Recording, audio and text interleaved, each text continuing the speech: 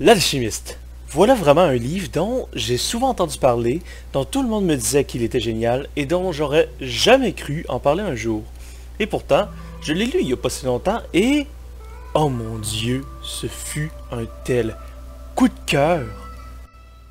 Mais tout d'abord, L'Alchimiste de Paulo Coelho, de quoi est-ce que ça parle? Eh bien, ça parle d'un jeune berger qui parcourt l'Espagne avec son troupeau en quête du bonheur. Depuis quelque temps, il fait des rêves étranges où il se voit partir en Égypte pour trouver son trésor. Il y prête pas vraiment attention jusqu'au jour où il va rencontrer un roi de passage. Oui, un roi de passage, ne cherchez pas, c'est logique dans le livre. Et donc, il va rencontrer un roi de passage qui va lui dire qu'il doit absolument aller en Égypte pour trouver son trésor personnel, sans quoi il ne pourra pas être heureux dans la vie. Finalement, il va décider d'écouter le roi et il va vendre son troupeau pour partir en Égypte. Donc, l'alchimiste sera ainsi le récit de ce jeune berger qui va faire un long voyage vers un endroit qu'il ne connaît pas, chercher quelque chose dont il ne sait même pas à quoi il va ressembler. Tout ça pour trouver son trésor personnel et ainsi accéder au bonheur. Quand j'ai lu ce livre-là, j'ai été ébloui. Sincèrement, je le trouvais magnifique. C'est un livre qui parle de la quête du bonheur bien mieux que Platinum End, ça reste quand même Coelho. Et donc, c'est un livre qui parle de la quête du bonheur et de l'influence de nos rencontres, de l'idée même d'aller au bout de nos projets.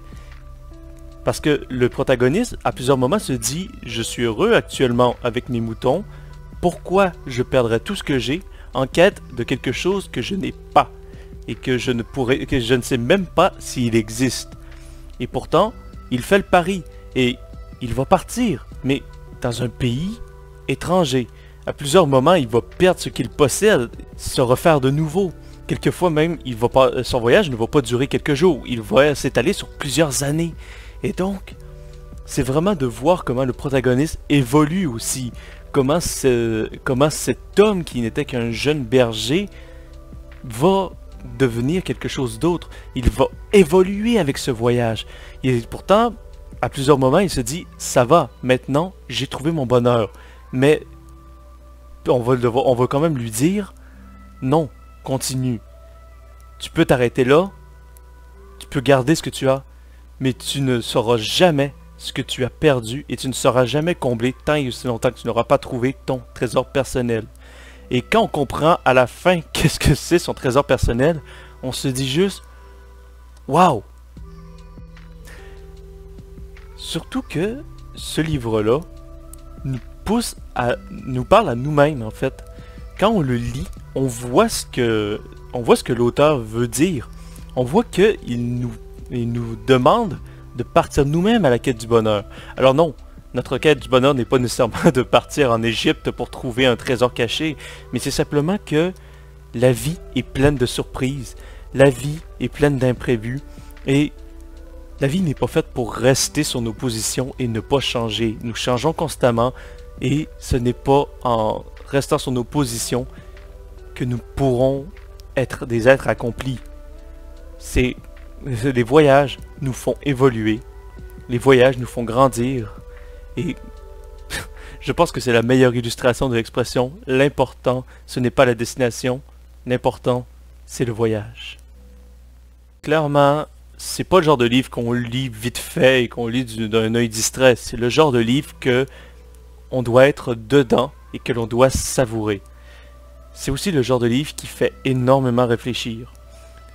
Donc, je dirais que si vous n'êtes pas fan d'écrits assez religieux, même si c'est pas tant religieux, mais c'est plutôt spirituel, vous risquez d'avoir pas mal de difficultés à lire le livre. C'est ce genre de livre qui nous parle, ce genre de livre qui n'est pas là pour te distraire, c'est ce genre de livre qui est là pour te faire réfléchir sur toi-même et te permettre de sortir grandi de ton expérience de lecture.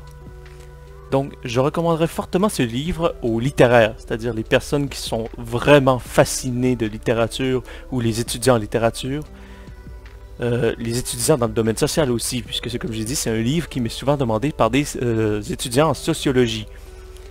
Donc, effectivement, ce serait une bonne chose. Ce serait bien pour eux. Pareil pour la psychologie ou la philosophie. Ce sont surtout la philosophie. Si vous êtes fan de philosophie, foncez.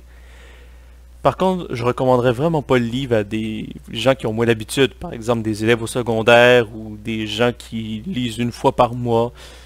Vraiment, c'est un livre que je recommande à tous les passionnés et que je me dis que il faudrait au moins avoir lu une fois dans sa vie parce que ça mériterait clairement d'être appelé un classique. Sur ce, je vous remercie énormément d'avoir écouté cette chronique des lectures de Sam, peut-être un peu plus courte que d'habitude. Et sur ce, je vous dis à bientôt.